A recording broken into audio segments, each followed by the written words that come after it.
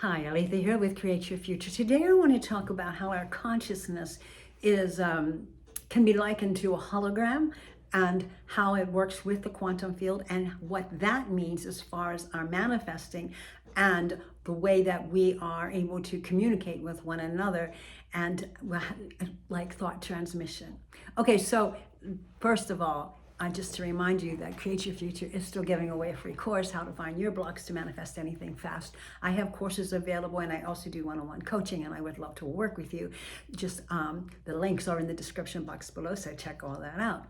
Okay, so our universe is a holographic universe and it mirrors back to us what we sent out to it.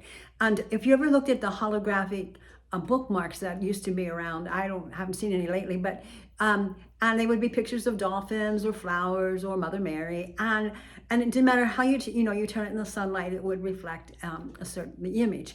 And then if you cut that bookmark into a lot of little pieces and took the smallest piece, put it under a microscope, it would still be the exact same whole picture. It would not be a part of the picture or tiny little blue section of the picture. It would be the entire picture.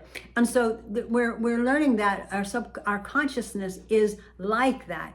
It can be likened to that hologram, and that we are a portion of a picture, and we are holographically connected together, and so we are consciously connected together, and that's the way our consciousness works. So if you want to do thought transmission, well, that's scientifically been proven that you are connected. You're a part of the whole, and you are the whole. And so when you send out a message to someone, they're going to get it because we are all connected. There isn't a little piece over here and a little piece over there and you put it together like a puzzle. No, it is a whole. It is a picture, the whole, like a hologram. It's all one, it's all there. And so I wanted to just reinstate that for you because I also wanted to move into inner conversation and to let you understand that our inner conversations are the cause for everything showing up in our realities, our 3D realities. Why? Because our inner conversations are connected to everything and everyone. It's us pushed out. And so if you are wanting to manifest a specific person into your life, then you need to have thoughts from the end of whatever it is you desire with them and stay in those thoughts, because your thoughts and your feelings are being pushed out and will be reflected back, and whether they're positive or negative. And it's not so, like if you do an imaginal scene, but then you get up from the imaginal scene and you do great and you're imagining it and you're feeling it and it's wonderful, and then you get up, but then as the day goes on you start thinking, well, they don't really want to be with me, or I'd heard from them, or why did they say this? If they said that, that means they're not all that interested, or maybe I haven't heard from for a while, so maybe they're rejecting me, they don't care. And if you're having those kinds of thoughts, they have to manifest. And especially because they're connected to emotion. A thought is a blueprint. It is an idea sent out into the universe, but without the feeling, without the emotion, it really goes nowhere. It's not powered. That is the emotion is the power that sends it out. So when we're rotely saying our intentions and at the same time not even realizing that our mind is drifted to somewhere else. I'm reading the words, but I'm thinking about something else. And that is something that we do. And if you're doing that and you're not totally focused on it and you're not totally feeling it, so when you say your intentions, make sure that you are pausing to feel those intentions. I am wealthy. Feel wealthy. I am successful. Feel like a successful person. And make sure that you are marrying your emotions to your thoughts. The blueprint that's going out into the universe, the direction that you want to go, must be married to the feeling that is associated to it. And when you think of negative thought, you have a negative emotion. You feel bad.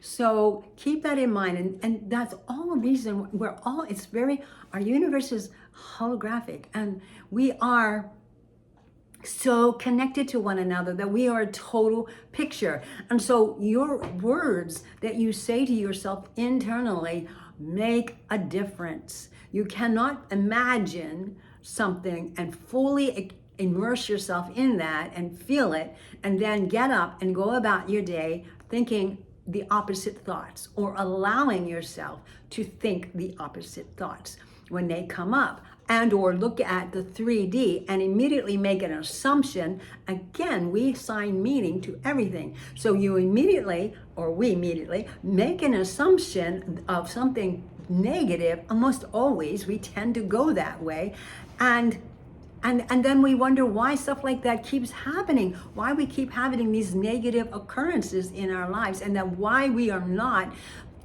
it's taking so long to manifest the things that we really truly want. Is because really we do not have our thoughts totally and completely in alignment with them. Our inner conversations and our feelings must be in alignment with the goal that we want to achieve and manifest. And the meaning that we give things is going to be the direction in which our thoughts and our emotions go. So if I am, if someone offhandedly says something to me and I assign it a negative meaning, then that is the emotion I'm going to feel. I'm going to feel the sadness or the rejection or angry, whatever it might be. And then that will be my concept. And that concept becomes my inner conversation, and it gets pushed out and it gets reflected back. But if I give it a meaning that's positive, I used to have people make jokes about, like, someone looked at you in a funny way, and you immediately went to the idea that they had a negative thought about you or didn't approve of you in some way or didn't agree with you, when in fact you find out later that they had a stomach ache and they looked at you, but they weren't really focusing on you. They were wondering why they had that pain. And so that look was nothing to do with you, it had everything to do with what's going on inside of them. And you have to understand that their looks, the way people look at you, the way they react to you, the way they interact with you or don't interact with you, is all is because of what's going on inside of you. Because everything is you pushed out. You are projecting out those thoughts and those feelings, whether you're consciously aware of it or not. So if someone is not treating you in the way that you want them to, then you have to look at, what am I really assuming about that person? Am I assuming that they're grumpy and grouchy? Or am I assuming they don't like me? Or am I assuming they disapprove of me? What am I assuming? And once you narrow that down, change that assumption, if it's negative, to something positive. Assume that they are always approving of you, that they really enjoy being with you and love your company. Whatever it is that you want to experience with that person, assume that is that person's character, that is their person. Give them that concept. And because we're all connected. And so, I had someone tell me that there was a teacher teaching that thought transmission is not real, but it is real. It is real. People always are overhearing our thoughts and our feelings because we are all connected to one another. And so when you are thinking about somebody, make sure you want a certain response from them, you can get that so easily. You're such an extraordinarily powerful person. You just think the thoughts you want to get, and you persist in that, no matter how much your ego mind pushes at you to go the negative route. Don't. Stay in the positive, that no, they are this, and they enjoy my company, or whatever it might be. In the same way with your SP, you must live from the end of having that relationship in the way that you want it. You can't half do it. You can't half do any of it. It has to be full force, all in. You are that. Assume I am. If you want to be married, I am married. If you want a first date, you got it, it's over, and you went and you told somebody in your mind that it was a beautiful first date and that there's going to be a second date. You always have to go at it from the end of already having it and feeling what that feels like. Assume the feeling of already having it now before the event shows up in your 3D reality, so that everything is connected, totally and completely connected, a whole picture. And so you don't have to worry. If you want to send a message to somebody, you want to pray for someone, prayer is my belief in prayer is not to ask for it, but to assume I already have it and feel the feeling of that. So if I want healing, I assume I'm already healed, and I don't ask for healing that the pain will go away.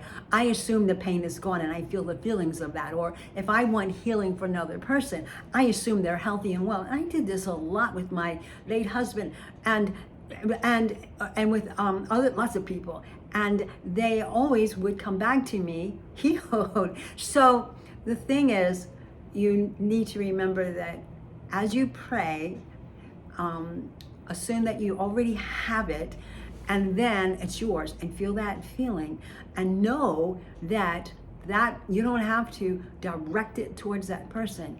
It already goes there. You're thinking of them, you have an affinity with them, they're a part of your world. You think of them, immediately the thought's there. It's not something that takes time, it's instant. And so when you are having thoughts about anything or anyone, make sure they're thoughts you want to have reflected back to you, because that's what's going to happen. So everything is really connected. We are connected to one another. It's like a hologram. If you cut it all in little pieces, our consciousness operates like a hologram. We're a portion, but we're all one.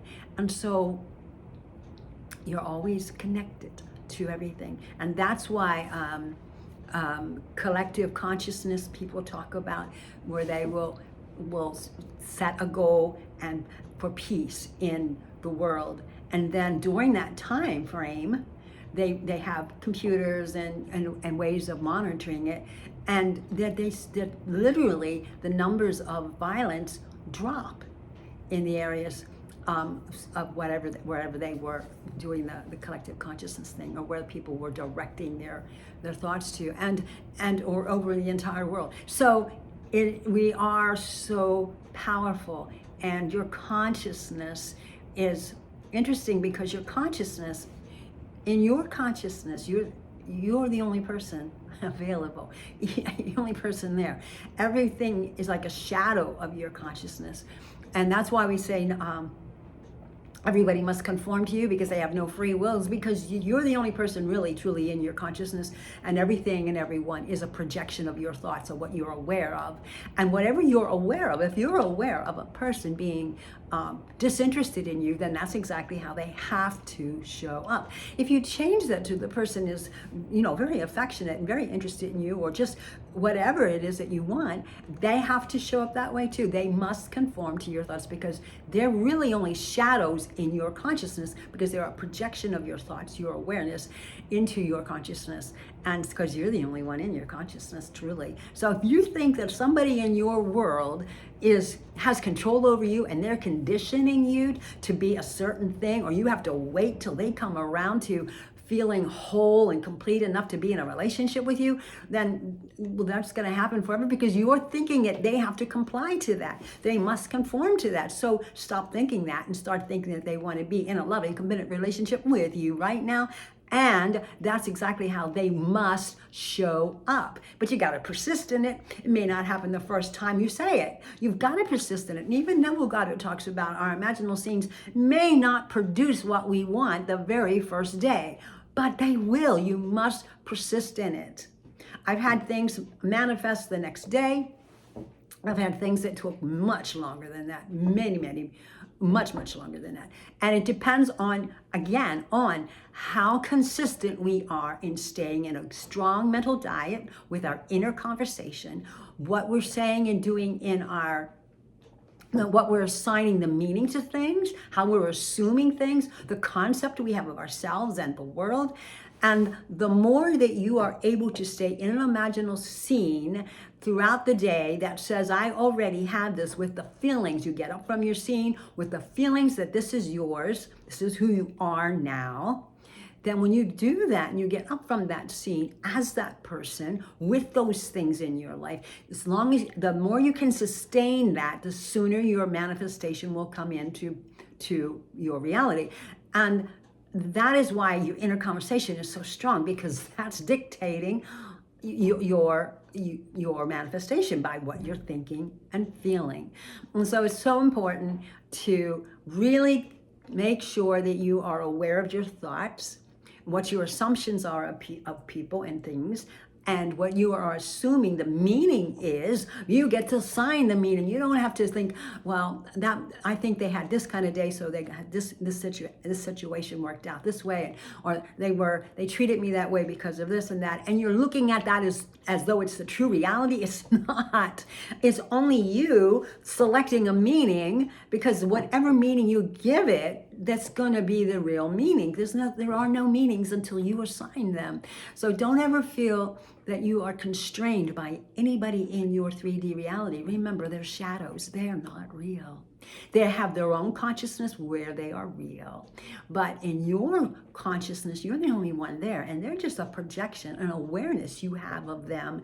And then you get to conduct how they act or interact with you in that consciousness, your consciousness, and you get to assign the meanings to everything in your consciousness. You need to be extraordinary in your thinking, because you are an extraordinary, powerful, infinite being, and you are a part of the whole. And so if you have questions about any of this, please leave a comment and/or schedule an appointment, and I will talk with you about it. Blessings.